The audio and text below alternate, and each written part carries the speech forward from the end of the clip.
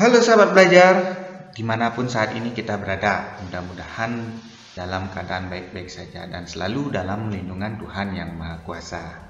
Kali ini kita akan membahas kembali tentang videografi. Sahabat belajar, pernahkah kita memiliki pengalaman ketika merekam objek? Kemudian hasil yang kita rekam itu tidak sesuai dengan harapan atau malah menimbulkan kesan yang berbeda. Nah, cara kita menangkap atau merekam objek memiliki dampak yang signifikan pada persepsi objek itu sendiri. Bagaimana kita memikai objek, seberapa jauh objek dari kamera, perspektif dari mana objek itu dilihat, gerakan dan setiap detail penting objek yang kita rekam. Dalam hal ini diperlukan kemampuan untuk mengontrol setiap tindakan kita ketika merekam objek. Nah, ketidakmampuan mengontrol elemen-elemen ini kemungkinan besar akan menghasilkan rekaman yang tidak dapat digunakan atau bahkan disebut dengan video gagal. Nah, untuk itu kali ini kita akan mempelajari jenis shot dalam videografi. Shot sering diartikan sebagai sebuah aktivitas di mana perekaman dimulai dari menekan tombol rekam pada kamera hingga diakhiri dengan menekan tombol stop. Sedangkan scene sering didefinisikan sebagai tempat atau setting di mana sebuah cerita akan dimainkan. Hal ini tentu saja dipengaruhi oleh dunia teater atau panggung. Sebuah scene bisa terdiri dari beberapa shot atau bisa saja satu shot panjang yang disebut dengan sequence shot. Sequence adalah rangkaian dari beberapa scene dan shot dalam satu kesatuan yang utuh. Tipe-tipe dari shot dibagi dalam beberapa bagian. Hal ini akan sangat membantu pada komunikasi visual ketika kita bercerita kepada penonton atau menyampaikan sebuah informasi kepada penonton, maka kita memerlukan beberapa penekanan atas informasi penting tersebut. Maka dari itu, kita memerlukan detail penyampaian informasi tersebut. Nah, karena itulah kita memerlukan beberapa tipe shot. Hal yang perlu diperhatikan dalam pengambilan gambar yaitu faktor manusia, faktor ruang, faktor waktu yang terangkum dalam suatu peristiwa, dan yang tak kalah pentingnya juga faktor suara. Nah, dalam teknik pengambilan gambar ada beberapa hal yang perlu kita perhatikan, yaitu kamera angle atau sudut pengambilan gambar, kemudian frame size atau ukuran gambar. Berikutnya adalah pergerakan kamera. Nah, kita mulai dari sudut pengambilan gambar. Untuk menghasilkan gambar yang bagus, tentunya yang sesuai dengan konsep yang sudah kita tetapkan sebelumnya. Dan dari sudut pengambilan gambar ini ada beberapa macam, yaitu bird eye view, kemudian high angle, high level, low angle, dan frog eye. Nah, masing-masing dari sudut pengambilan tersebut memiliki fungsi yang berbeda sehingga karakter dan pesan yang terkandung dalam setiap shot akan berbeda pula. Nah, misalnya bird eye view adalah suatu teknik pengambilan gambar dengan posisi kamera di atas ketinggian objek yang direkam. Nah, tujuannya adalah memperlihatkan objek yang ditangkap terkesan lemah. Kemudian high angle. High angle adalah teknik pengambilan gambar dari atas objek, tetapi lebih rendah dari bird eye view. Nah, tujuannya adalah objek yang ditangkap terkesan dilemahkan dan tak berdaya.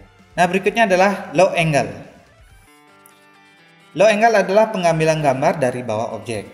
Nah, kesan yang ditimbulkan dari objek menjadi lebih dominan dan objek kelihatan besar. Berikutnya adalah eye level. Eye level adalah pengambilan gambar yang sejajar dengan posisi objek. Nah, berikutnya adalah frog eye. Frog eye adalah teknik pengambilan gambar yang dimana posisi kamera sejajar dengan posisi dasar dari sebuah objek.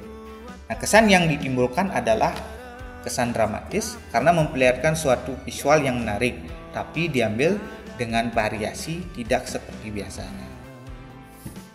Baik, kita lanjutkan ke frame size atau ukuran gambar. Nah, dalam membuat sebuah shot, kameramen perlu memperhatikan ukuran gambar atau frame size dalam setiap shot, karena dalam setiap shot memiliki maksud dan makna sendiri-sendiri. Untuk itu, kameramen dituntut untuk memahami ukuran gambar yang disesuaikan dengan kebutuhan konsep atau skenario yang sudah kita buat sebelumnya. Nah, yang pertama adalah extreme close up atau yang disingkat dengan ECU, yaitu ukuran sangat dekat sekali dengan objek yang memiliki makna menampilkan detail dari sebuah objek. Kemudian yang kedua adalah big close up atau BCU, yaitu pengambilan gambar dari batas kepala hingga dagu objek. Nah, ini biasanya memotong headroomnya. Nah, BCU ini memiliki kesan menampilkan objek untuk menimbulkan ekspresi tertentu. Berikutnya yang ketiga adalah close up, yaitu pengambilan gambar dari batas kepala hingga leher bagian bawah. Memiliki kesan memberikan gambaran objek secara jelas. Kemudian yang berikutnya adalah medium close up atau MCU, yaitu dari batas kepala hingga dada ke atas. Nah, MCU ini memiliki kesan menegaskan profil seseorang. Berikutnya adalah medium shot, yaitu pengambilan gambar dari batas kepala sampai pinggang atau perut bagian bawah. Nah, shot ini memiliki kesan memperlihatkan seseorang dengan tampangnya. Berikutnya adalah full shot. Full shot yaitu pengambilan gambar dari batas kepala hingga kaki. Nah, shot ini memiliki makna memperlihatkan objek dengan lingkungan sekitar. Berikutnya adalah long shot. Nah, long shot yaitu objek penuh dengan latar belakangnya. Nah, pengambilan gambar dengan teknik long shot ini memiliki makna untuk menonjolkan objek dengan latar belakangnya.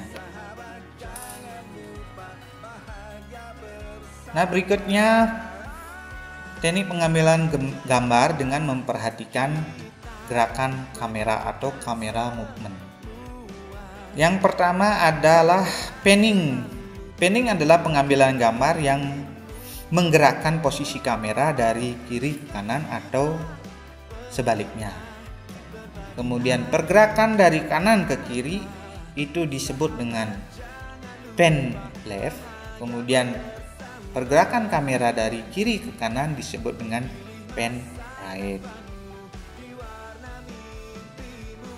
Nah, dalam pengambilan gambar dengan teknik panning ini, kameramen tidak boleh terlalu cepat dalam menggerakkan kamera. Seorang penonton atau seseorang akan mampu mengidentifikasi objek dalam waktu minimal 3 detik. Jadi kurang dari itu, maka penonton akan sulit mengenali objek yang dilihatnya. Kemudian berikutnya adalah tilting. Tilting adalah teknik pengambilan gambar dengan gerakan kamera ke atas dan gerakan kamera ke bawah. Nah, kalau ke atas disebut dengan tail up, kemudian kalau ke bawah disebut dengan tail down. Nah, berikutnya ada yang disebut dengan kamera follow. Nah, kamera follow ini adalah kamera bergerak mengikuti objek. Nah, alat bantunya dapat berupa rel, kendaraan, dan lain sebagainya. Nah, pergerakan kamera berikutnya adalah zoom in dan zoom out. Nah, secara fisik kamera tidak bergerak. Yang ditekan hanyalah tombol zooming. Nah, jika ditekan ke belakang maka akan menimbulkan objek menjauh.